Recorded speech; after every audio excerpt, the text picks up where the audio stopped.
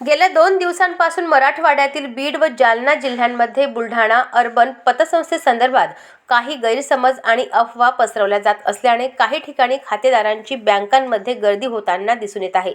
मात्र नागरिकांनी कोणत्याही अफवांवर विश्वास ठेवू नये असे स्पष्ट आवाहन बुलढाणा अर्बन पतसंस्थेचे संस्थापक अध्यक्ष राधेश्याम चांडक यांनी केले आहे। राधेश्याम चांडक यांनी सांगितले की बुलढाणा अर्बन पतसंस्थेची आर्थिक स्थिती अत्यंत सक्षम, स्थिर आणि भक्कम आहे। संस्थेकडे पुरेसा निधी असून सर्व खातेदारांच्या ठेवी सुरक्षित आहेत।